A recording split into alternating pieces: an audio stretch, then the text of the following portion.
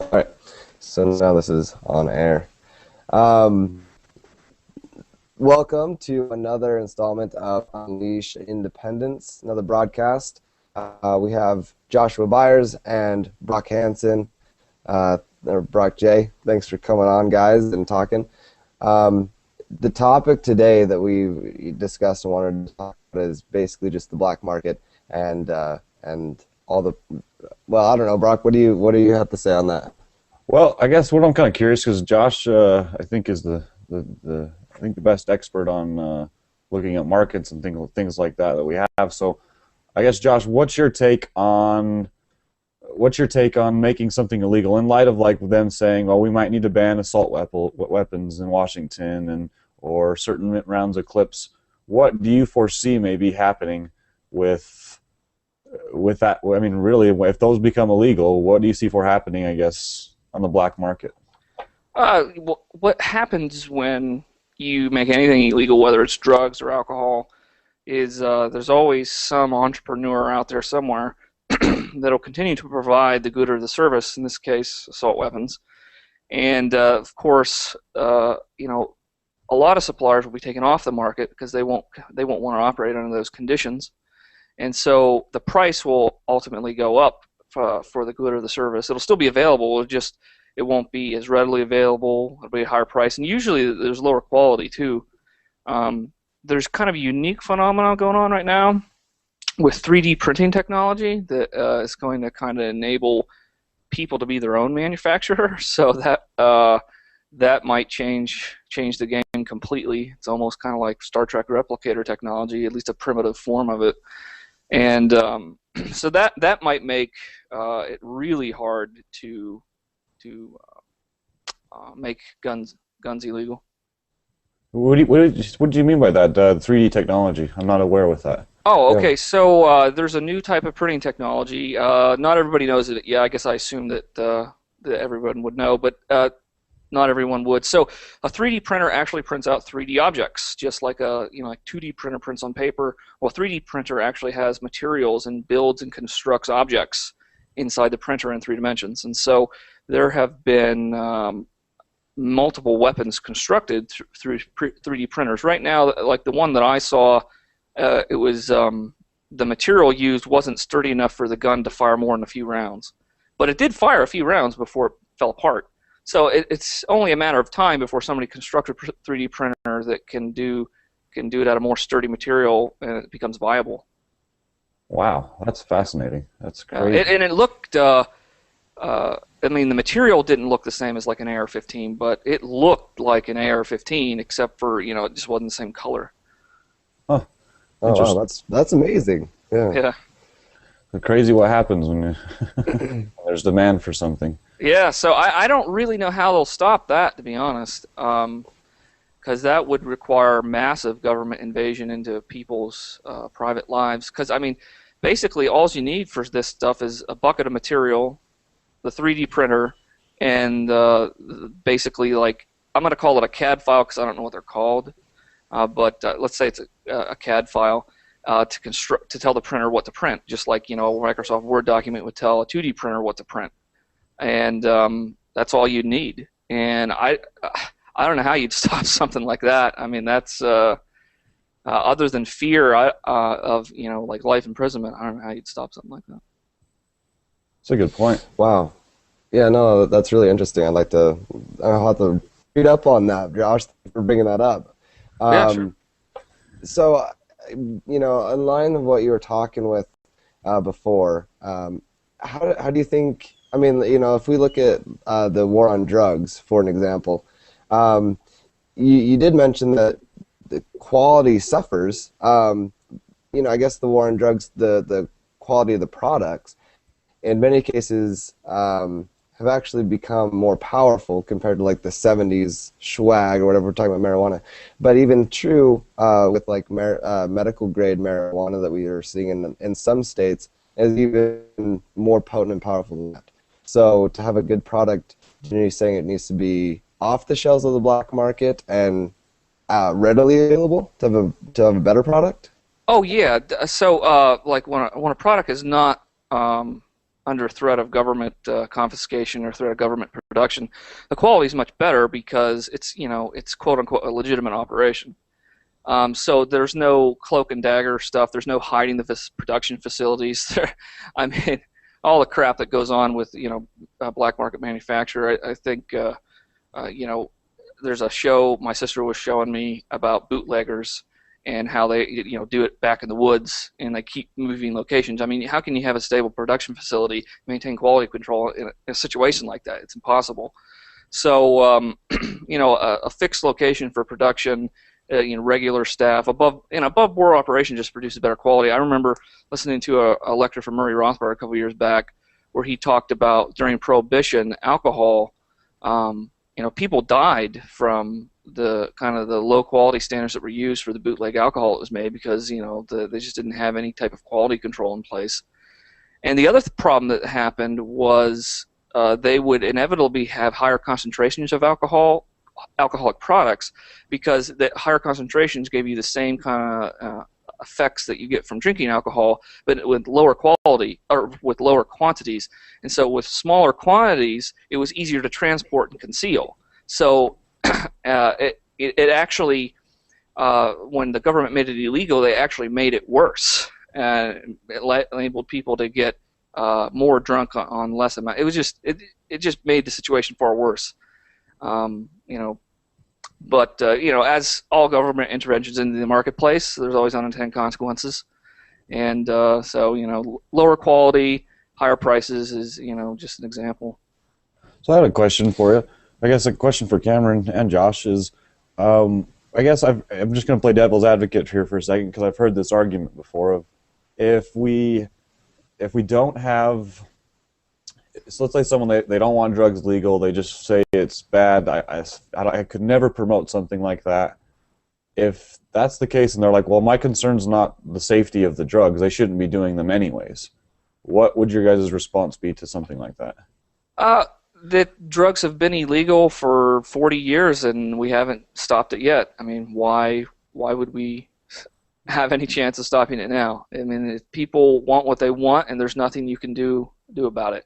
And so the only question is, are you going to treat it as a medical problem or a criminal problem? And we've treated it as a criminal problem for 40 years and it's been a disaster. I mean, the violence in the streets, the police have become militarized as a result. People die from the bad quality products. People, the potency of the drugs gets increased, and so people get further dependent on them. Nobody would suggest that we go back to alcohol prohibition because we don't want Al Capone's returning. But yet, they don't apply the same logic to the drug war. We could eliminate the drug cartels just by legalizing the drugs. Right. No, I agree with you, Josh, 100%. It's interesting. I saw about a month ago there was this thing floating around the internet. And it was basically saying it was a graph and it had kind of this baseline of drug addicts across the nation, and then it had the spending levels. And it seemed like the only thing that changed on that graph was the spending levels, which were outrageous at this point. And I think another thing that isn't talked enough about, if we're talking about black market intervention, the government trying to suppress the black market, in the case of the war on drugs, many cops are put in situations that compromise their own health and their own safety. One of which is, if they're trying to infiltrate a drug cartel or something, a lot of the times they end up using these products to gain credibility, slinging these things. The thing is cops are not impermeable to these addictions, and they end up really losing a lot and making poor decisions on that. And I think that's something that needs to be talked about as well when you're talking about the dangers of the black market. It really adds a sense of violence. That's such a good point, Cameron, because there was a girl actually who was shot by police in West Valley, Utah in November. And I was talking to her mother, and she had no she had no weapon on her. She had no drugs on her, supposedly, from what they said. But then when they asked her, so like, well, why don't you drug test cops? And they says, well, they're undercover, and we can't have them doing that. And I'm like, oh, okay. Yeah. One standard for them, one standard for everybody else. Exactly. So it made no Yeah. sense. That's coming from, I think it was the district attorney or something. I mean, it's just crazy. The other problem is bribery. I mean, these cops, what do they make at 50, 60, $70,000 a year? And, drug cartels make millions of dollars. And, to buy off a cop, it probably wouldn't take very much. And so I think, it puts the cops in a bad situation. Basically, it puts them in an unwinnable situation. And, ultimately, I think there's a couple reasons why the drugs are still illegal. One of them is, and this has been going on for a while. Even Ron Paul talked about this in the late 80s. But, the CIA, they sell drugs, and they use it to fund their black ops. So that's, one reason they want to keep it illegal. Another one is the DEA has such an entrenched bureaucracy, all those people wouldn't have jobs. That's another reason if that got shut down. And then a third reason is just there's this kind of a religious element to like the religious right is very anti-drug, and they're willing to use the government to stop it. And so the fact that it doesn't work doesn't sway these people one bit. But Right. so those are, I think, the three reasons why it's still illegal, in spite of the fact that it's a failed policy. Well, that's the thing Sure. I don't get is just, when you brought up the religious right. Sorry to cut you off, Cameron, but You're fine. when you brought up the religious right, it's like, well, I hear the religious right saying, well, I want to make this illegal because it's bad, but like then they go, well, I want all guns legal, but it's like Yeah, their then- philosophy's not consistent. and then even with when you go to the ones who are like, oh, I want guns illegal, but I want drugs legal, and it's like, what? Yeah. You want Yeah, the left- marijuana legal, but Yeah, not the drugs? left And and the that's- right, they're both statists. They just want to control different aspects to your life. Sure. Well, and that's what I wanted to bring up too is, we're talking about the war on drugs, but that's not I mean, with the black market, there's much more to that. And you're talking about the CIA selling an illegal product. What about the ATF selling an illegal product to the Mexican drug cartels? Oh yeah, you Um, talking about the Fast and Weapons in Furious? this case. I am, yeah. So I mean, there's a lot of aspects to that. Yeah, I mean, you never know what the government's up to. They're typically up to no good. So, if they're saying one thing, there's really something else going on. So one other question I had, I guess, is so people can understand the difference between like the black market and the standard market. This is my take on it, but I want someone to kind of expand on it and tell me if you agree. In the standard market, we have people fighting for consumers' dollars. They're competing for it. They'll do whatever they can so the consumer gets the best product because it's the market's in the hands of the consumer. In the black market, to me, it seems like it's not in the hands of the consumer. It's totally in the hands of what everybody fears is who's got the biggest stick. Like who can create the most violent, like with the drug war instances, and I think it'll happen in other markets too. Where who can create the biggest fear among everybody else so they are in power with that market. So if someone wants to sell cocaine, all they got to be is the most violent and have the biggest gang to continue to push it through. So Yeah, I mean, there's definitely a lack of a rule of law, at least in terms of the drugs. Certainly, certainly not a business I think any of us would want to be in. It's very, cutthroat, literally.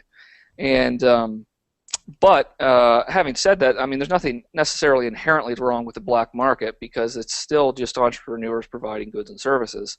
The black market is basically just goods and services that a given government in a given territorial area has declared illegal, and people, in spite of that government threatening violence against them for providing those goods and services, they continue to provide them anyway. So in a sense, the black marketer is the hero of the market.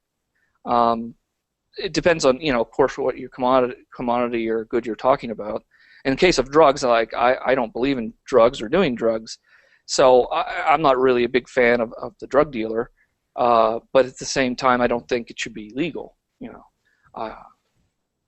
No, absolutely. I heard it put this way one time is anytime a product is taken off of our shelves, they're put on the shelves of the black market. And yeah, it is kind of like it's the solution to, what we consider to be America's free market or whatever, over the time when it's been corroded, and it has been, like you said, Josh, black market's there and it's on the rescue. Unfortunately, there's just a violent aspect because it's illegal. So people that don't follow the rule of law are typically violent and typically not, more, willing to, Brock, you were saying, wield that big stick. And that's who we have to deal with if we want those products, rather than someone that's just trying to make a living. Yeah. One thing that I think we should bring up, we've kind of focused on drugs, but really, I mean, the black market could be anything. And another example is just raw milk, something this, I think is completely legitimate that people want. And, out in California, you had farmers selling raw milk to people, and they were taken to prison. I mean, it's outrageous. It's absolutely outrageous. I mean, to imprison somebody for selling raw milk. But yet it goes on, and in that case, it's far easier to see that there was, that the black market producer, in this case the farmer, it's far easier to understand that he's the good guy, that he's the one providing a good and a service to consumers and trying to fill a need. In the case of drugs, it's harder to see the drug dealer as the good guy because ultimately the commodity is very bad for you. But in the case of milk, that's not the case. The commodity is very good for you, and it's easier to see. It's easier to make the black market case for legalizing products when you're talking about milk, or when you're talking about like competing currencies. There was a guy that made the Liberty Dollar that was in prison too for just making real money. I mean, which is outrageous, but there it is. It's so true. No, oh, go ahead, Cameron. no, go ahead, Brock.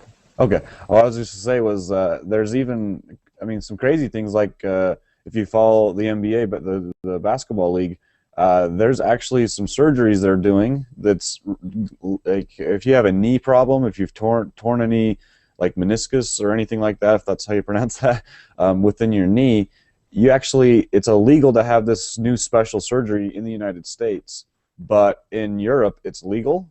And so now every summer, all these guys are going over to Europe to get this surgery done, and because they can't get it done here because it's still illegal. And it's actually making it so guys can actually come back to the league and continue to play for years. Yeah. No, that's a great example, Brock. In fact, the medical industry in this country is one of the most regulated industries we have, and of course it's one of the most screwed up, unsurprisingly. The most expensive. And so, people that want to provide goods and services to the market in medicine can't. And the supply is artificially limited, and of course the price is going to the moon. And the supply just keeps getting less because the doctors don't want to put up with the crap and they retire. Right. Well, so I want to ask you, your opinion on this. For raw milk or these surgeries, things like this, we're always given kind of I don't know, like a fog reason. It's for safety, it's for health, or whatever like that. But in Utah, there actually is a couple places where you can go and buy raw milk. And I was looking into how they were able to get around the loopholes. But they have to go through the Department of Agriculture and all these other departments and pay out the nose just to have the permits. And their cost is outrageous. I just wanted to see if either one of you could elaborate on why I don't know, what your opinion on that was. Well, I think it really reveals, because you're right, there are places that still sell raw milk. Here, even in Pittsburgh, there's a local place that sells it completely legally. The Allegheny Department of Health gives them a license to sell it, and it's like there's only one place in the city I know where you can buy it, because they got a special exemption, which of course limits the supply and raises the price, of course, so the raw milk costs way more than the full milk does. But anyway, the point is that it completely blows out of the water we got to ban it for security, for health reasons, because people are buying it and drinking it, and they're just fine. So obviously it's a bogus argument, and probably this is just a total. I suspect that this is the case. You'd have to look into it. I suspect that the people that are providing like the pasteurization services, that industry, probably lobby to keep it illegal, if I had a guess. because they would be put out of business if raw milk came back onto the market. No, absolutely. It's interesting that you're talking about that because Joshua, that's a huge factor. If you look at a normal farm, like the farms that I get my raw milk from, they can only have a certain head of cow on it to keep them healthy because they don't use antibiotics or any of these hormones. So they actually have to go out and make sure the cows are healthy, but they can only maintain a certain amount. Whereas commercially, you can just give them all the injections, have way more than would sustain healthy living. They're ankle deep or knee deep in feces and fecal matter, and then you just pasteurize the milk, and that real milk, raw milk compared to this pasteurized stuff, it doesn't hold a candle. So you need some legislation to give you a foot up. Well, all I can say to that is typical government intervention in the economy. The results are the opposite of what they claim they're going to be, and you get a worse product for a higher price. But what else is new? It can't be that simple, Josh. I Economics. mean, if the whole country would just read Henry Hazlitt's Economics in One Lesson, all our problems would be gone in a year or two. That's so true. Very good. Did you guys hear Ron Paul did an interview the other day, and they asked him what's the first book he would recommend everybody read. Did anybody catch that? I did not, no. It was like, I think he was interviewed by someone in Utah, and I'll have to look that up. Someone posted that on the other day, and it was actually not Henry Hazlitt. I would have thought he would have said that. Well, maybe it was Rothbard then. Rothbard was a really good writer too. If there's two things that I could tell every American to read, it would probably be Economics in One Lesson from Henry Hazlitt, and then it would be The Anatomy of the State from Murray Rothbard. It's a little bit longer essay, but it's a really good read. Very good. Awesome. Well, and Ron Paul does, of course, have his reading list, and I think they even printed in the back of a lot of his books too. Topical. Yeah. So, anyone that's curious, just open to the back. Awesome. So, well, I guess in terms of the rest of the market, if someone starts selling clips or any of these assault rifles on the black market, I mean, what do we expect to happen with that? I mean, well, it depends on what the government penalty is, really, for selling them. I mean, right now it's still legal to sell them. I mean, you have to jump through a bunch of hoops, government regulations, but you can still sell them. I suspect that when they go illegal, you'll probably see a lot of different ways that they're manufactured. 3D printer technology will be one of them. Another way is they'll be manufactured in foreign countries and imported. Probably other ways is just traditional manufacturing somehow concealed. And then maybe a fourth way might be some kind of new technology that comes online to make them. Of course, if they do become illegal, having one, I'm sure the government penalty will be, totally draconian, whatever it is. Well, and what's unfortunate is you're talking about this great technology of this 3D printer. I haven't heard about it, before today, but it sounds incredible. I mean, how advanced is that? And if the unfortunate thing is one of the unfortunate things is, let's say people are being able to create weapons with this printer. All of a sudden now the printer is going to be under fire. And I totally expect the 3D printing technology, once it becomes kind of in the public consciousness, I totally expect a media campaign against it. Oh, yeah. I mean, if you can create a weapon, if a child can go home and, I mean, who knows what they're going to say or whatever. But no, and come it's up with some big unfortunate. bullshit story. I mean, who knows? Yeah, and it's truly unfortunate that we have something that is so great. If this is exactly what you're saying, it could be producing, wonderful, wonderful things, and all of a sudden, because of one aspect of what it may do, for something that we have our God-given right to own, a weapon, I bet they'll be under attack as well. Yeah, you're right. That's exactly what will happen. I guess we'll just have to see how it plays out. The people that are making the 3D printing technology, hopefully they're aware of this, and that they run a good marketing campaign. That's all I can say. Yeah.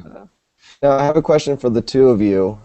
We've talked a little bit about the assault weapon ban that's coming down the pipeline.